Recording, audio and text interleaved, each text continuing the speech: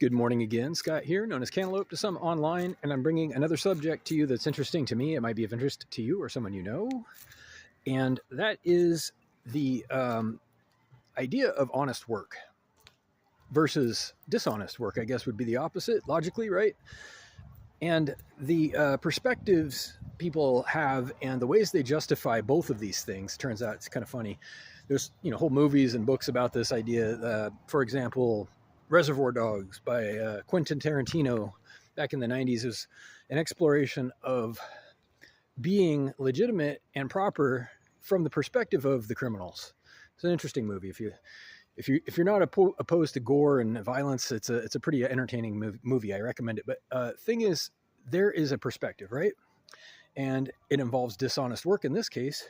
Turns out there is honest work as well, which we all kind of recognize when we see it. Labor, things that involve commitment and dedication, sometimes perspiration, figuratively or literally.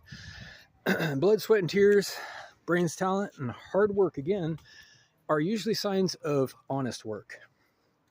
And my point is, I'm not trying to judge. I'm trying to say that there's a variety of perspectives, and there's also jobs that legitimize and dignify their roles, their own roles, in the name of doing good in the end, supposedly, while the work itself may not be entirely honest.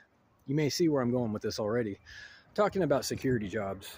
Security in the sense of investigation, apprehending and prosecuting criminals, so to speak, and all of the subterfuge that goes into this on occasion, where you might have a sting operation and or just a labor model that involves it by design a great deal of dishonesty and deception.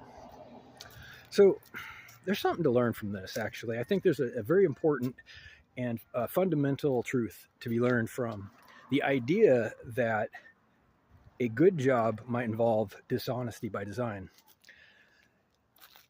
There's going to be one of two possible things here, and that is either it's true or false, right? Either it's true that you can do a good job and include dishonesty in your job description, or the other possibility is that if you must include dishonesty and deception in your job description, maybe you're doing something you shouldn't. Maybe you shouldn't be doing that job. Maybe there's a bigger problem, and maybe you can't actually fight fire with fire in reality. Maybe you can't actually stop a fire with literal fire. You might think that that's obviously wrong, because we see this all the time. We have crews going out to the hills here in California, for example, to create fire breaks, and they are effective. They are proven to be effective. I would assert that it's not the actual fire you're fighting fire with, it's the fire break, which is something else. Identifying the subject is huge. The subject in this case, what fought the fire in these examples, isn't fire itself. It's the fire break. So it may have been a catalyst. Here's a word for you, a catalyst, something that was instrumental in obtaining an effect or result, but it's not the thing itself. It just happened to be part of the process.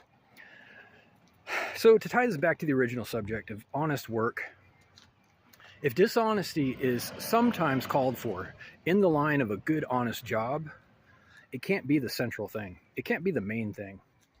Your job cannot be to lie to people. There's no way to justify that. So this is the substance of oversight committees and review, right? Reform, if necessary, dismantling and defunding. I mean, these things happen historically and for very good reasons, up to and including complete revolutions when necessary. If there's no other solution, that is.